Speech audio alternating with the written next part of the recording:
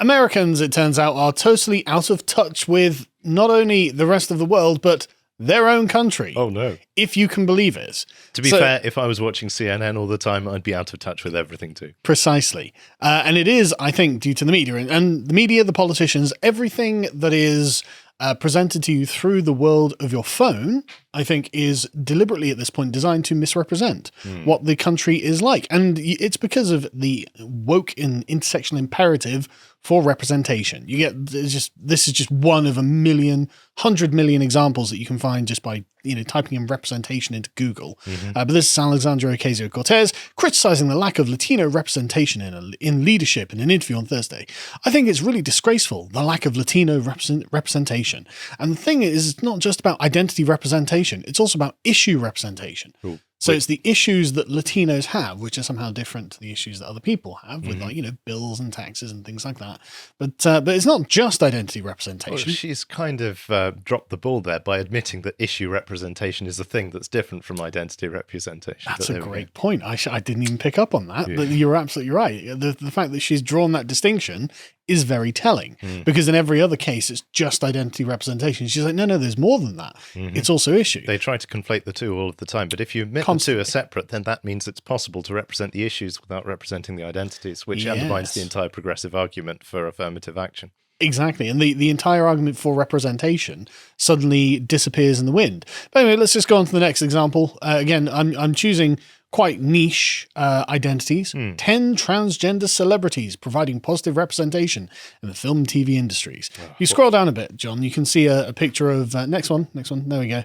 Someone who doesn't look like there's anything wrong with them. Someone who looks healthy, like they're flourishing. Transgender celebrities in Hollywood are breaking boundaries in film and television, two industries where there's been a lack of authentic and meaningful representation for many years. Stop you there. There's been a lack of authentic and meaningful anything in Hollywood for many years, let alone representation. So they're not wrong. Luckily, there are more and more famous transgender actresses and actors who are not only great at what they do, but are also advocates for better portrayals and roles for trans people on screen. And if we just continue going, we need more representation. Why? Because there's just not enough representation. Go to the next one, John. This is about black women deserve and need more than representation. I just remember how in the 90s there was a whole load of Disney princess songs that came out in those movies, and it was all about the women, the princesses wanting more. It was all about more. I want more. There must be more. And it seems like the people writing these articles who are that generation have definitely internalized that message, because they always want more. There always has to be more. There's no end, right?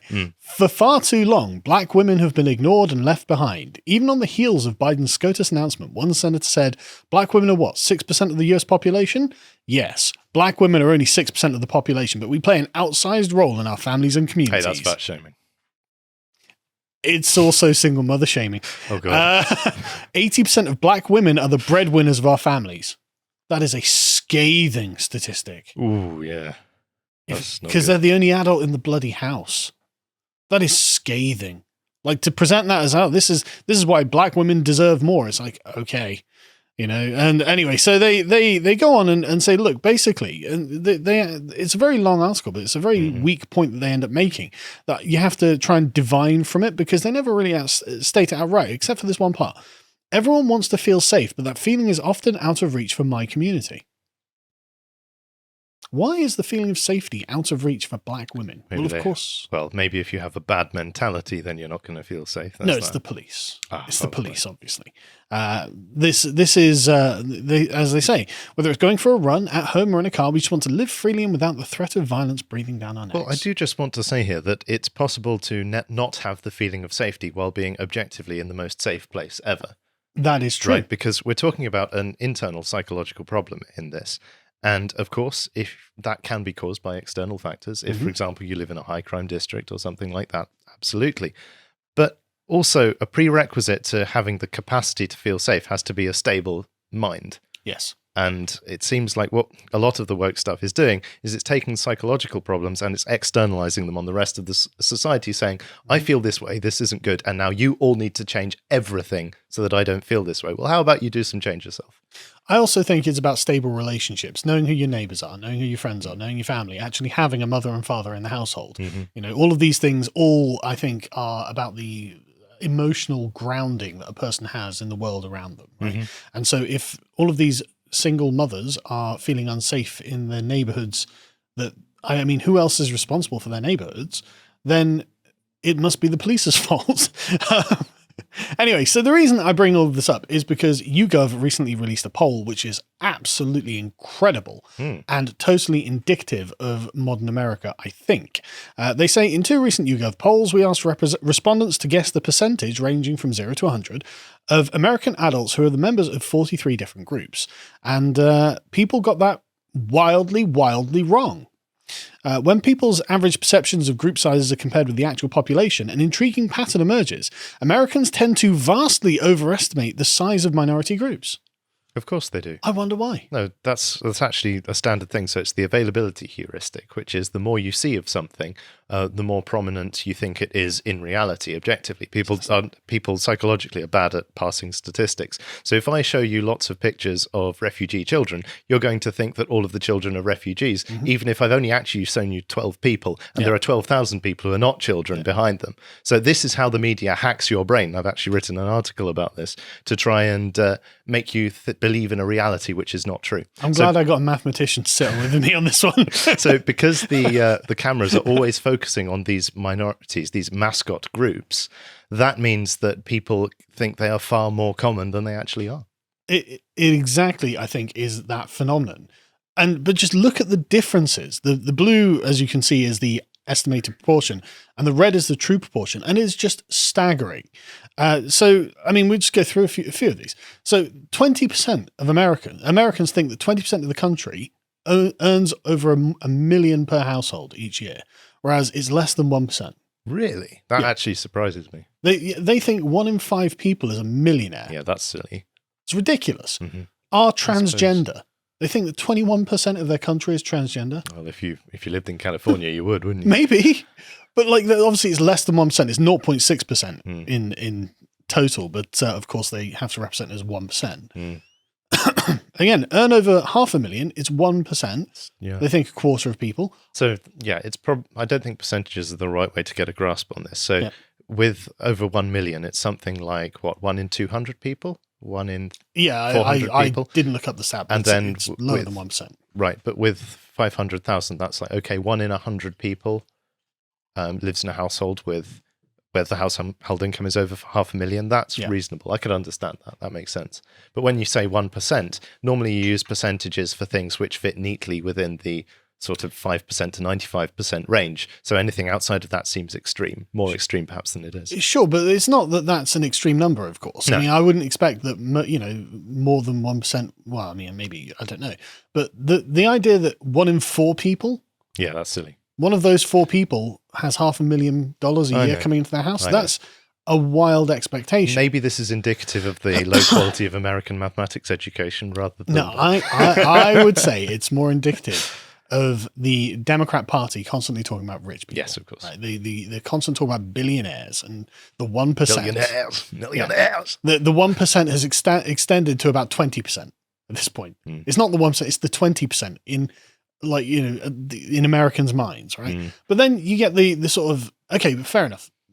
America has always been a country that's been kind of besotted with wealth, Yes. No wonder they might have a high opinion of themselves. But okay, why is it that they think nearly a third of their country is Muslim? What? 1% of America is Muslim. They think it's 27%, according to this poll. Yeah, weird. I mean, that's as Muslim as Israel is. Is Israel 27% Muslim? Yeah. Well, does that include the Palestinians and the West Bank and so on? That's the Palestinians who are legally part of Israel, roughly. But you would think they would look just outside of their windows and go, okay, 1 in 3 people isn't a Muslim here. Yeah, that's How surprising. am I thinking that, but again, it's about representation in the media is what they see. Native American, 27%. Actually, it's 1%. Why? Media representation. Jewish, 30%. They think 30% of America is Jewish, whereas it's actually 2%. I mean, you've got like live in New York City, live in Texas, live in Florida, live in California. 30% of the US lives in New York City. Come on, use your brain. This is sounding a lot to me like 100 million people. So certainly Well, I about think 100 million live in California. Well, it's about 60 million actually. So. like up until about 10 years ago, there was kind of a trope of Americans giving dumb survey questions, and I feel like that's partly what I'm watching right now. The thing is, I can understand that Americans can't pinpoint Ukraine on a map. Sure. Right? Why would they be able to? But to think that a third of their population lives in New York City, again, it just goes to show that the overrepresentation of these things in the media matters. Are gay or lesbian? 30%. They think 30% of the country is gay. I think 100% of America is gay. 100% of Florida is going to end up gay at this rate. No, it's 3%. Right. Again, are atheists a third of the country? No, it's 3%. There are just some fantastic ones here. Absolutely fantastic ones, right? So the what I found, again, most interesting is are black. 12% of America roughly is black, but Americans think it's 41% black. But the thing is, in the black community, that turned out to be 52%. The black community in America estimates that the percentage of black people in America is more than half of the population.